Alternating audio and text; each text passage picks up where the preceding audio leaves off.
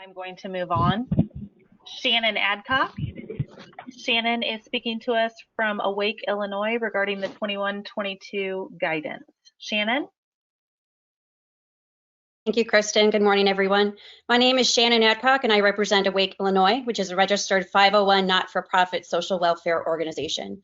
I'm also an Illinois resident and a mother of 3 public school elementary and middle school children, thanks to Dr. Talley, our District 204 superintendent, for speaking earlier. Our organization appreciates your commitment to, as your website states, equip families with the tools they need to nurture their children's healthy development and academic growth. As parents assess the policies and guidance that may affect our children's development and growth, many have growing concerns alongside considerable objections to the manner and execution of this stated commitment. As president of Awake, Illinois, I am here to speak on their behalf. Given the guidance recently discussed and issued by this agency and your affiliated administrative bodies, we implore local school boards to survey the whole of their communities as soon as possible on expectations for the coming school year, versus a one-size-fits-all approach to all state schools. We respect the integrity of our democracy when it gives autonomy to school boards who are elected to work in the best interests of their stakeholders. Especially worrisome is your intergovernmental agreement alongside Illinois Department of Public Health. At Awake Illinois YouTube channel, some captured audio and video from a recent webinar between the 2 agencies highlights lacking consideration for the public health of our children. What it does show is a clear intent in the coming school year to segregate students by vaccination status and disproportionately stigmatize unvaccinated students.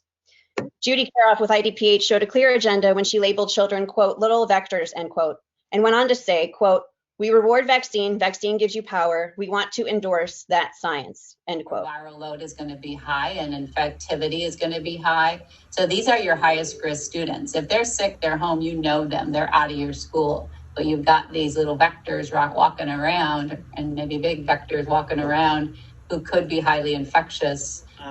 Judy, why are we not testing vaccinated students?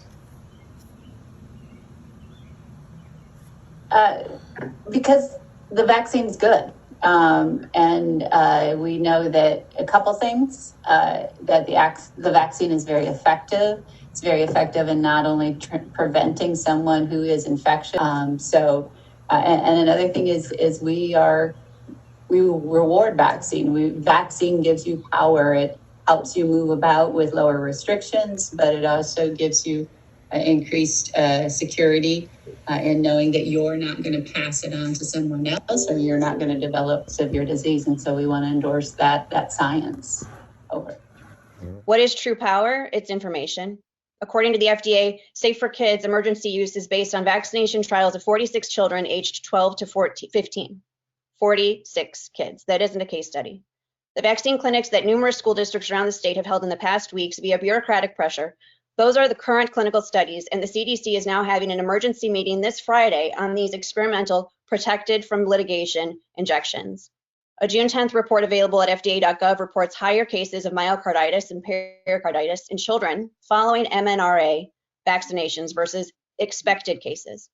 This should be weighing on the conscience of this agency and Illinois policymakers. We, the parents, know the science about the risk-benefit regarding the virus and the vaccine, and so do you.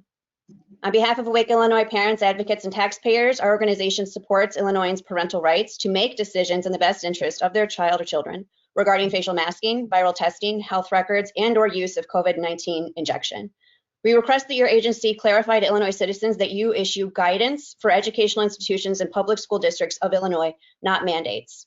Quite disappointing to the Illinois citizenry is hearing superintendents and boards of education relay to their districts that they risk losing millions in state funding if they do not apply your guidelines.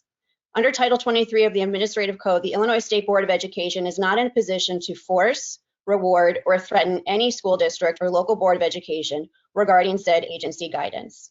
We welcome open dialogue with our organization should you be willing. My comments and cited sources will be sent to you as hard copy and to the Office of the Illinois Governor and the Illinois Department of Public Health. Thank you very much for the time. Thank you, Shannon.